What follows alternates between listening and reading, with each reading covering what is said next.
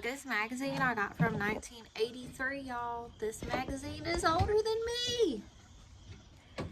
Great party, and you're giving it 20 pages of tips. How to stay in love, the 2 big secrets, the crucial gesture. Oh my God. Raising a super kid, can you make your child smarter?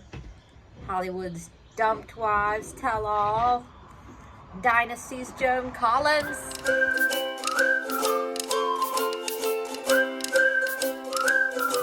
Goodness.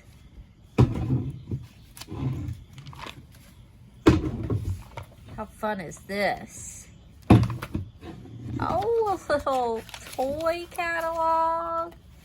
I was born in 84, by the way. But this one's 83, so it's older than me. What do you say, Cuckleberry? Oh my God. Got Red Book, Good Housekeeping, Woman's Day, 1983, y'all. Women's Day, 1983, y'all. Look at that. And then modern magazines for my collage project. That's what I got from the recycling bins today.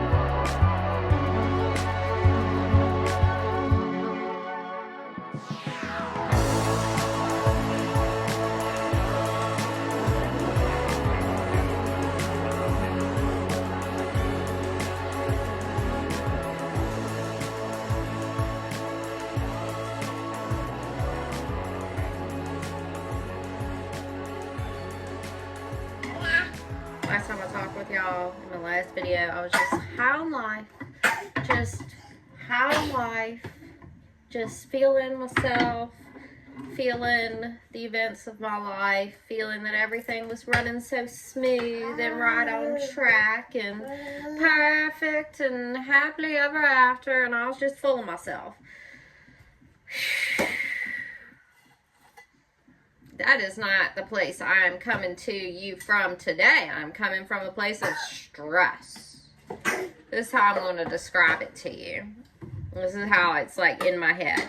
Y'all know the saying, easy peasy lemon squeezy. Well, I saw like, you know, just a little internet thing where someone was like, it's not easy peasy lemon squeezy. It's hard, lemon hard. Okay? So, buying a house with cash, as I bought this one, easy peasy lemon squeezy. Buying a house that's in good condition with homeowner's loan, not quite as easy peasy as cash, but it's alright. It's pretty easy. I did that back in my old days when I was married. Buying any level of a fixer-upper with any type of financing, it's hard, lemon hard. Hard, lemon hard. The financing is giving us time. The selling agents and our real estate agent, everyone was under the impression that this house, which I feel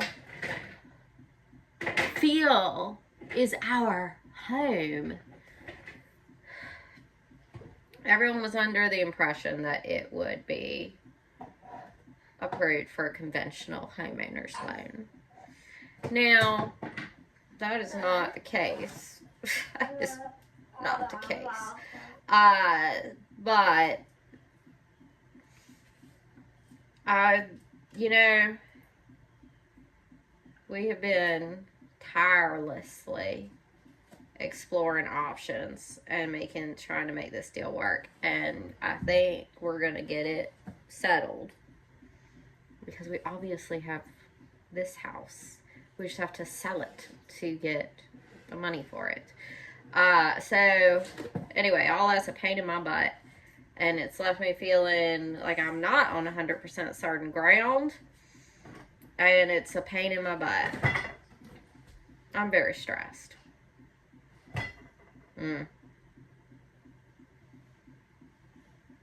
What I do to manage my stress is I cut pictures out of magazines, and then I put them together in just the right way and decoupage them onto this cabinet.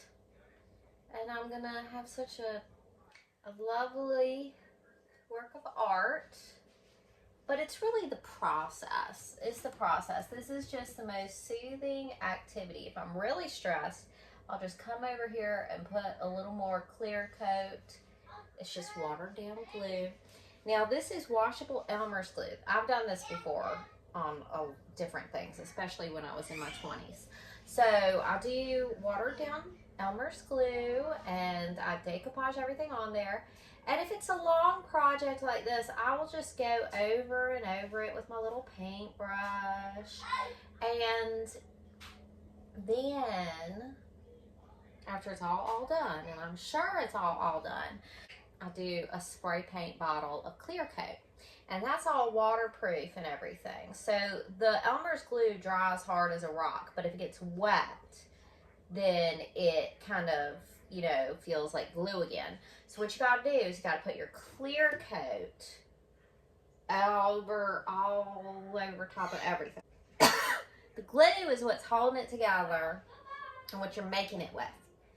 The clear coat spray paint is just to waterproof and strengthen the finished product.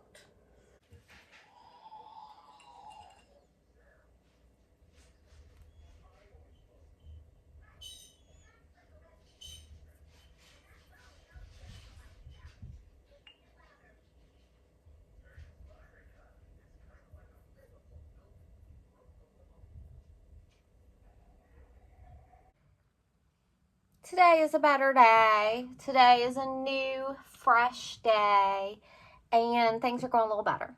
It was hard to get all of our ducks in a row to buy our new house, but I feel confident now that the ducks are actually in a row, and we are full steam ahead to the new house. But it's been stressful. Anyway, today, this morning, with the stress lifted off of me, I had to give my dad a ride somewhere, and me and the baby, the big kids are away this weekend. Me and the baby went thrift shopping at a brand new Goodwill. Now, they built this Goodwill from the ground up. Like, I saw the construction, and I just don't know what's up with Goodwill. Like, I just think there's some tragic flaw with Goodwill. With the way they do their money, with how they're helping. There is something wrong with Goodwill. That being said, that is the overwhelming primary option for thrift shopping around here. And I am passionately, religiously a thrift shopper. I'm not going to buy things brand new if I can get them secondhand. I've talked about this before. It's about the environment. It's about anti-consumerism. It's about anti-capitalism. It's about frugality so that I can put my money where it matters, like into a home. Anyway, I had to go thrift shopping, and I have to sometimes go to the Goodwill. Now, another thing, I'm going to get a little mystical here for a second. I do believe in manifesting. I do believe in manifesting and attracting things to you. Anyway, so I'm now once again enthusiastically looking forward to the new house. And in the new house, it is a 2-bathroom house. We are currently in a 1 tiny bathroom house. It is a 2-bathroom house, 2 big bathrooms. And one of them is not done. One of them is like, there's not a toilet. The shower is hooked up, but the pipes are exposed, and I think it leaks, and the sink is not hooked up. There's that bathroom. We have to do that bathroom. That's okay. We can do hard things like that, me and John. Now, the downstairs bathroom is good to go. Toilet and sink and clawfoot bathtub. I'm going to be so happy to have a clawfoot bathtub back in my life. Just, like, I was in love with my house that I had back many years ago when I had little children and I was married, and we owned that house, but with a great big mortgage, and it ended up being foreclosed on, yada, yada, yada, yada, yada. If you watch the channel, you already heard all that. But I had a clawfoot bathtub in that house, and when I was growing up, when I was a little girl, I did not have a clawfoot bathtub, but my papa and nanny had a Victorian house from around this same time period, built back in the teeny weeny itsy bitsy small town that I'm from. They had kind of a little hobby farm with a Victorian house, and that property left a very deep mark on me. I dream of it. I dream about it. It's my ideal, really. And they moved out of that house probably when I was in 5th grade, something like that. But my little happy childhood memories is that house. And they had a clawfoot bathtub. I remember having the flu. My parents took me to maybe they moved out of it in 6th grade. I don't know. But I remember I was sick, and my grandparents took care of me instead of my parents. And I remember having a real high fever and having to get in an ice cold bath. But it was the big clawfoot tub. And I just have precious memories around that Victorian house, and these similar little details just make my heart feel right and good and happy and comforted. Anyway, it's a big bathroom.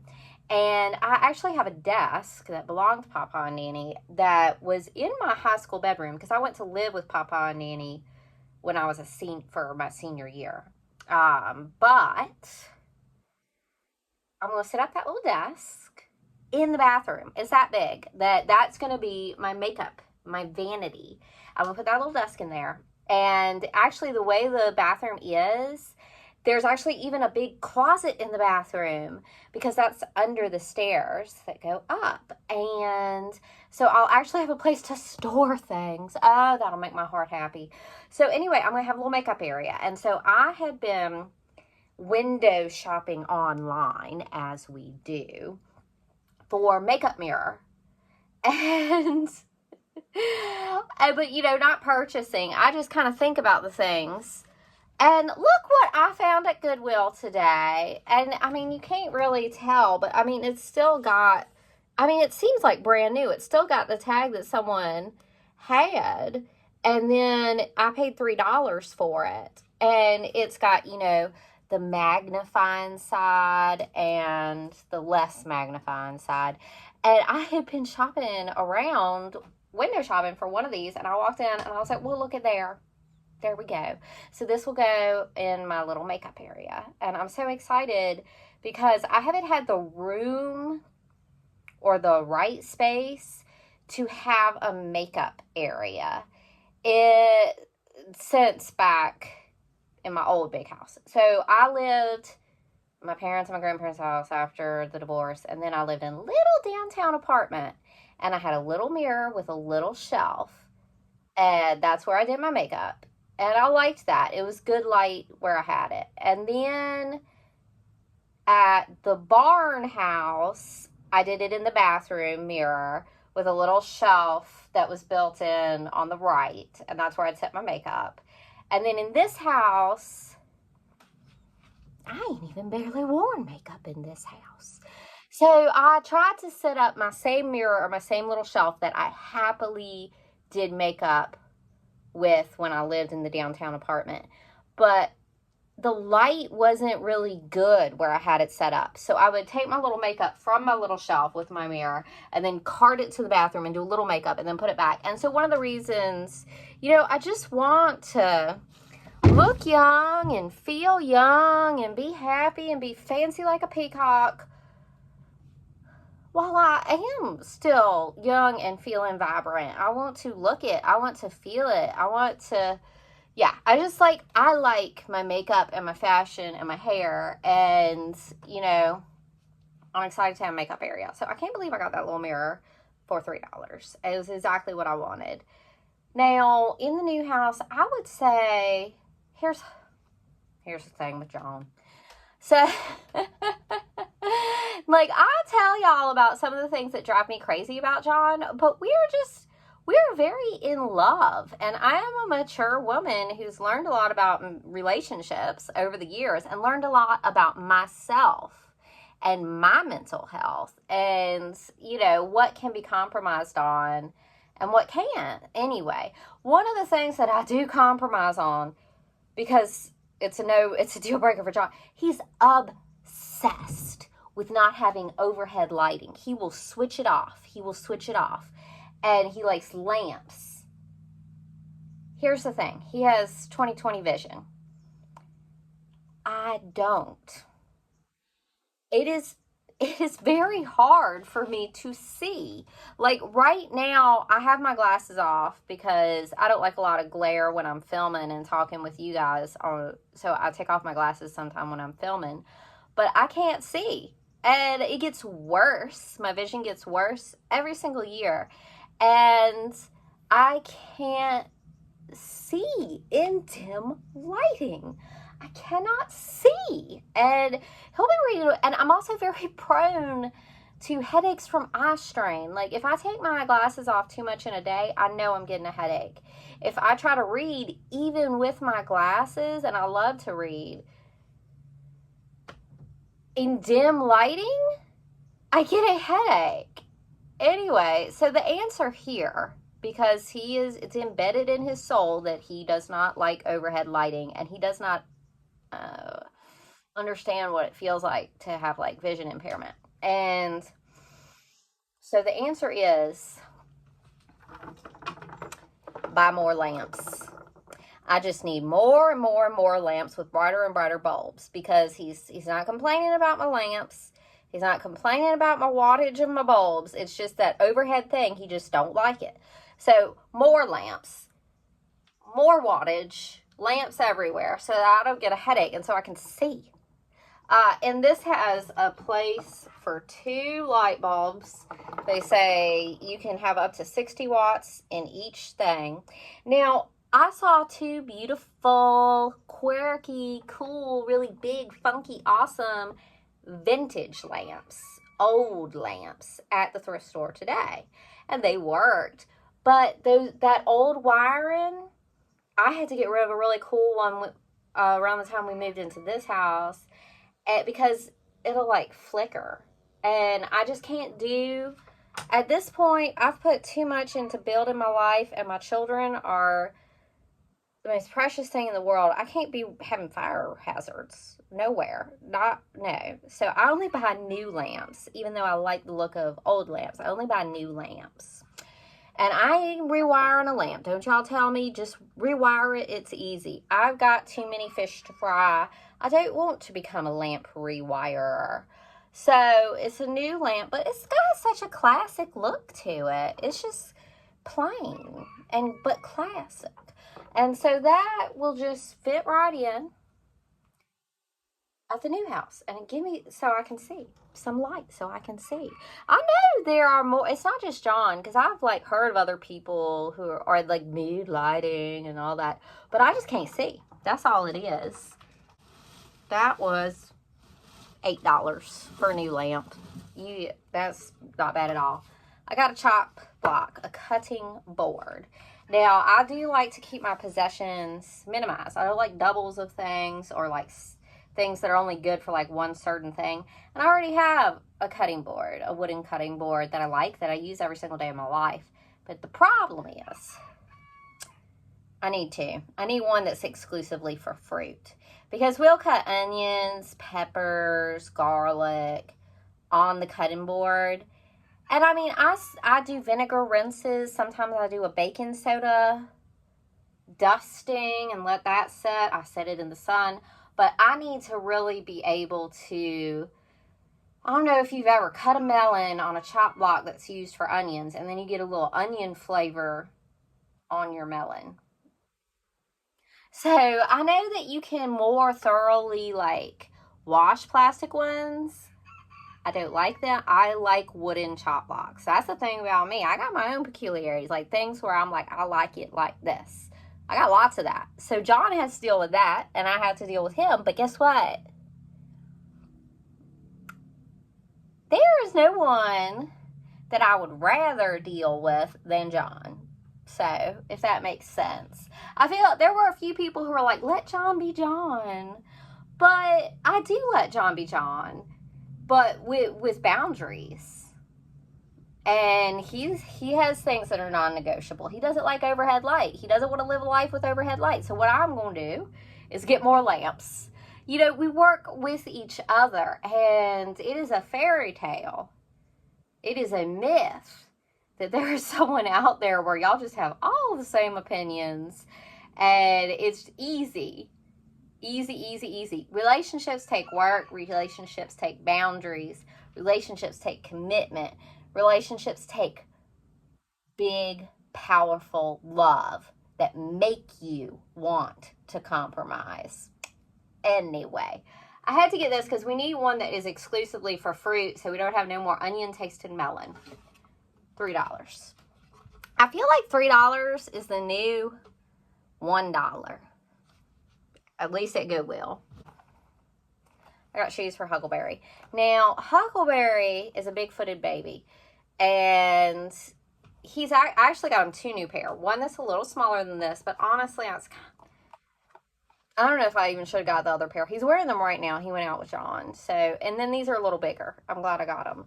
And y'all know these little guys grow fast. So, I got little shoes. Always get them, even in bigger sizes, and then store them back. Because get them while they're there. Y'all have seen a lot of thrift hauls, and y'all have seen me buy a lot of baskets. Because it's a storage and organization thing.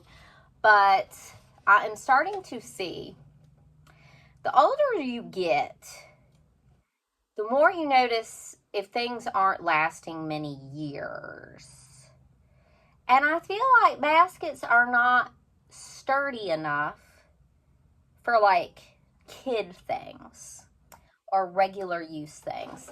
And I don't like plastic. So when I see metal storage, I get it. And I don't particularly like this color. It might work, but I can spray paint the metal really easily. This is for Huckleberry this fall, little flannel. And y'all, baby clothes are $1 at Goodwill still, but 18 to 24 a month, they're putting with like the big kid clothes. $3 is the new $1, so $3 shirt. It pains me to spend money.